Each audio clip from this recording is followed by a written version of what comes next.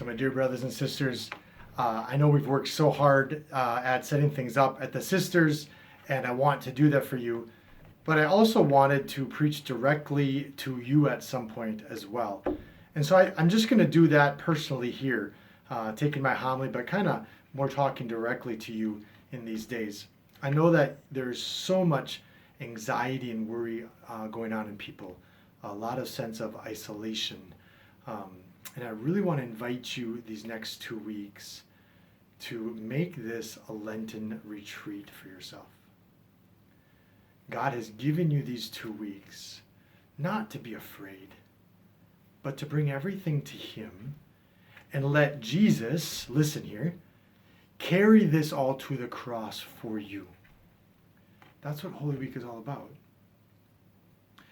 Our readings with Lazarus being raised from the dead today are such beautiful readings. And I think, they really follow from last week's readings very powerfully too. So if you remember last week we had the healing of the man born blind. And it showed us the power of Jesus, that this man is able to heal anything. There's nothing he can't heal. No one has ever seen a man born blind healed before. But Jesus does it. And so we come with confidence that Jesus can heal anything and anyone. But then we come to our gospel today, and they even ask the question. They refer back. They say, but couldn't the man who healed the man born blind have done something so that Lazarus, this man, wouldn't have died if he loved him so much? It's a question that's even stirring in our hearts. Lord, couldn't you do something here? Why would you let this happen? Do you even care, right? I think what Jesus is saying in our gospel this week is this. Some things He doesn't just want to heal. Sometimes we keep asking, Lord, why won't you heal this in me? Heal this, Jesus. Just heal me. Make me better. Spiritually, psychologically, physically. For some things, we actually have to die and rise to a new life. God actually wants to give us a whole new life, not just to heal us. That's the case of Lazarus. For instance, through Lent, you've probably been fasting, you've been praying, you've been striving to grow closer to God in some way. You've been working against a particular sin or multiple sins in your life, trying to grow against them. Maybe for many years you've been doing this, and you come to the end of Lent and you're like, oh, but still, Lord, face to face with my poverty and my weakness. And Jesus says, then give it to me. Because these next 2 weeks are the time that Jesus takes these things to the cross for us. That's what Passion and Palm and Holy Week Sundays are. Just a little example of this in my own life. It's so easy to get caught up in coronavirus and all these things. So many people have told me that. I got caught up in, and especially in trying to get all the audio and visual stuff working. It became kind of a trap that I got stuck in. I was thinking about it all the time. My prayer was very distracted. Until Saturday morning, I finally came before the Lord and I said, oh, Lord, help me with this. I actually just want to focus on you. And I know I haven't been. When I prayed Stations Friday night, actually, was kind of the first breakthrough. I realized, you just need to focus on Jesus again. I remembered an email I'd gotten about praying with blessings and deliverance against especially spiritual things that are going on at the same time as this coronavirus physical things are going on. And I finally blessed my house. I've told you guys to do it. Take the holy water, bless your houses. I hadn't done it yet. So I went downstairs. I said the blessing over my house. I did prayers of deliverance. I took blessed oil, and I even blessed my computer and my phone and the equipment that I was using. And I tell you what, afterwards, it was like things had just been lifted. And I came back up to pray, and for the first time, I just had great peace again. I wasn't stuck in there. I actually had to call on the authority of Jesus Christ over this thing that I was struggling with to save me from it. I couldn't get through it myself. Okay, so let's take a look at the gospel. And I want you really to think about what these days were like, especially for Martha, Mary, and Lazarus, and for Jesus. For instance, what was going on inside of Lazarus? We hear nothing about him, but I was drawn to that as I prayed with it. What was Lazarus feeling and thinking as he lay dying?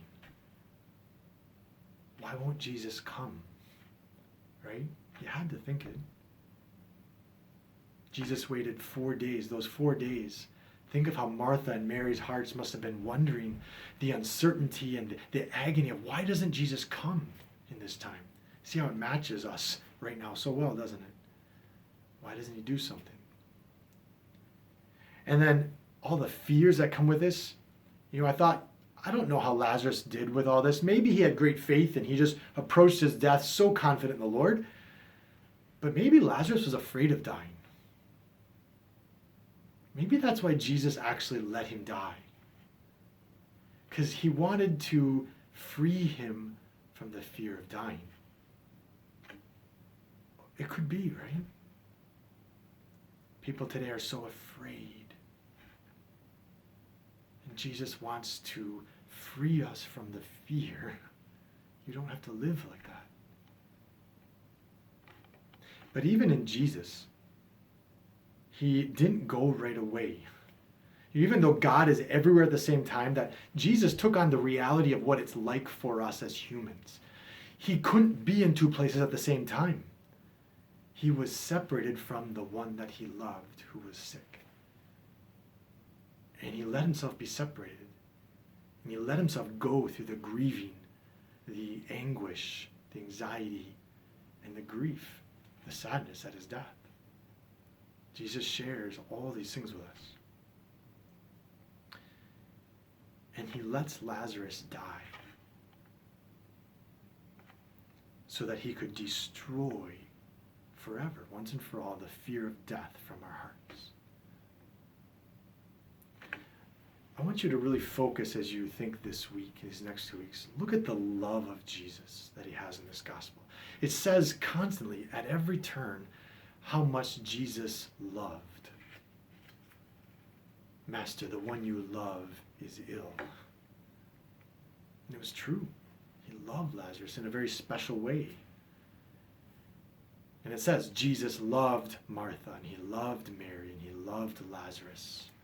And so after 2 days, he went, even though he knew if he went, he was probably going to be killed. His apostles even said so. They said, Jesus, they're trying to stone you. If you go there, they're going to kill you. And Thomas said at the end, well, let us go die with him. They were convinced that's what was going to happen. But he loved so much that he went anyway. And then he arrived, and Martha greets him with the anguish. Lord, if you had been here, my brother wouldn't have died. That must have tore his heart.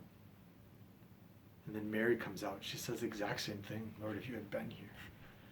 And when he sees her weeping and the people weeping, it says he becomes so perturbed and troubled in heart. He just says, oh, where have you placed him? I need to go to his grave and pray. And he wept. He wept. See how he loved him. In all of the uncertainty and the anguish, the ups and downs, it's Jesus loves. There was never a moment where there wasn't Jesus loving. He cares. But he reassures Martha. He says, no, but I want you to believe. He allows it, he said, in order to show them that Jesus is Lord over even death and life. I am the resurrection and the life. Whoever believes in me, even though he die, will live. And whoever lives in me and believes in me will never die. Do you believe this? You do not need to be afraid of dying. What's this dying and rising look like practically? I kind of shared that one example from my own life the last couple of days, just in a small way. Another great example comes from St. Therese, what's called her Christmas grace. She was about 13 or 14 years old. When Therese was 4, her mom died. And her mom was so dear to her, she was so wounded by this grief from her mom dying. Many of us know this grief in our lives. It affected her for the next 10 years. She had such an emotional fragility. She wasn't able to bear even the least comment against her. If someone said something, she would just burst out in tears, even at 13, 14 years old. So they got back from Christmas Eve Mass, and they had their ritual of opening presents at the fireplace, and she was the youngest and special, and still had these little presents that they would give her. She would sit on her father's lap, and he just kind of said in frustration to another person, who knows where it came from in his heart, but he said, "Thank God this will be the last year." And she heard it. You can imagine what that did in that fragile heart of hers. And she burst into tears and began to run up the stairs. And then there was a grace. It was grace that broke through into her. And the grace was, it said, "All right, Therese, no more of this. It's time to overcome this." And she turned around and she went back down the stairs and she went back out. She didn't hang on to the words her dad said and be hurt and wounded by them forever. She forgave him. She let it go, and she said, "It's okay. It's okay that I'm fragile. It's okay that I'm small and little and weak." And she went out and she opened her presents, and she laughed, and she had joy, and she was healed. It never came back. The power of God's grace broke through in her, together with her then making a choice with great courage, choosing to receive that grace and to follow it. It was a breakthrough in her life. Jesus gave her a whole new life. See? Lastly, St. Francis of Assisi, not only breakthroughs in our life, but sometimes even to the very end, our actual death.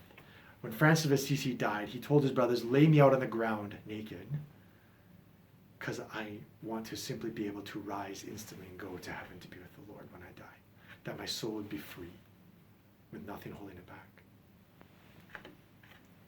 He so looked forward to his death. No fear, no worry, just going to be with the Lord forever. He was 44 years old. So what I want you to do today is to say to Jesus, "Okay, Jesus, it's time. This thing in me that I've been struggling with for so long, weeks, years maybe, it's time to give it to you. Jesus, please take this to the cross for me. And let Jesus bear it for you to the cross." That's what he does these next 2 weeks of Lent. Whether it's something very big, something so big in you, a wound that it just seems impossible that this could even never heal. Whether it's the uncertainty and the anxiety, the fear, and the sin that you're struggling with, that you're just stuck in, coronavirus, audio equipment like it was for me, biggest or smallest things, whatever it is, bring it to Jesus. And then go to him. Don't focus and look on these things, but turn to him and pray in these days. Please, turn to Jesus and pray. Our churches are still open, by the way. I can't give you communion. I can hear your confessions, but the churches are open so you can come pray. And what a freedom and a peace there is just to sit in the presence of Jesus in church. You're probably going to be alone, but it will just allow you to be in his presence and bring such freedom from all that stuff right now in your life. And give it to the Lord. Jesus, we can't even come to celebrate Holy Week this year. And so you need to do it for me, Jesus. You died for us, and you need to do it again for us this year. That's what I want you to tell Jesus. Jesus, take this and you take care of it. And he will. He will. Because he has convinced us in faith that if we let ourselves die with Christ today, that we will rise to a new life.